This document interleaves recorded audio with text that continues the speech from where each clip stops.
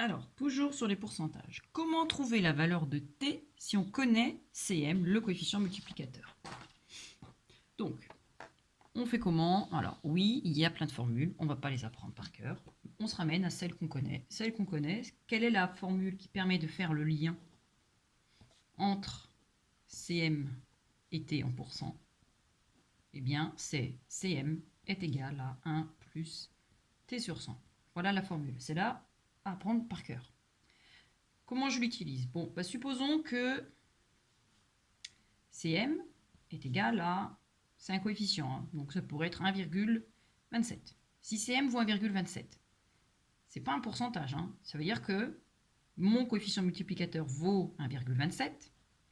1,27 est strictement plus grand que 1, donc je sais que on a une augmentation, ça c'est une première remarque, et que t, une augmentation, et t est donc positif, puisque ce sera plus t%. Je repars de ce que j'ai. Cm vaut 1,27, mais Cm, je l'ai trouvé en utilisant cette formule. Donc, je vais faire quoi? Je vais poser une équation. 1,27 est égal à 1 plus t sur 100. Alors, on va faire deux méthodes.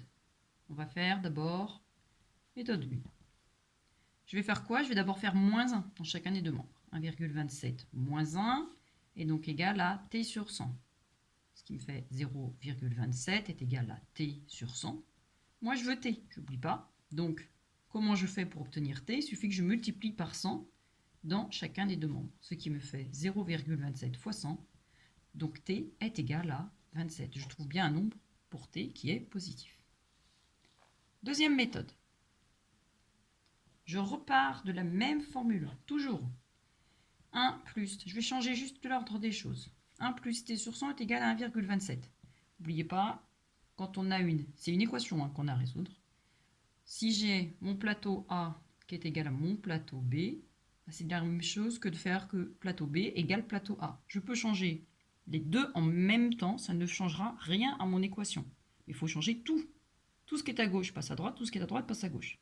Ce qui veut dire que ici, c'est exactement ce que j'ai fait. Qu'est-ce que je peux faire? J'ai d'abord mon t sur 100 là, qui peut me gêner.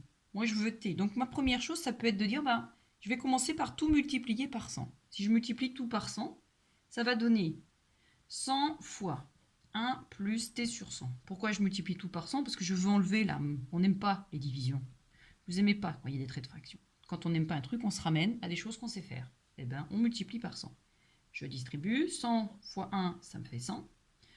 Plus 100 fois t sur 100, ça me fait 100 fois t sur 100, est égal à 1,27 fois 100, ce qui fait 127. Ce qui me donne 100 plus 100 fois t divisé par 100, ça me fait t, égale 127. Ce qui me permet de trouver t est donc égal à 127 moins 100, et je retrouve mon 27. T est donc égal à 27, exactement la même chose. C'est normal, ce serait inquiétant si ce n'était pas le cas. Alors, entraînez-vous. Après, c'est vrai qu'avec l'habitude, on va repérer rapidement que quand on a un nombre plus grand que 1, on va regarder de combien par rapport à 100 on a en trop. 127, ça veut dire qu'on a tout multiplié par 100. 127, il y a 27 de trop, voyez. Mais ça va être au fur et à mesure. Quand vous aurez bien compris comment ça fonctionne, vous pourrez faire les calculs de tête. Alors, on en refait un autre. Cm vaut 0,28. Bon, déjà, si m est plus petit que 1, je sais donc que t va être négatif. J'ai une baisse. Alors, comment je fais? Je vais dire que Cm, c'est quoi? C'est 1 plus t sur 100 égale à 0,28.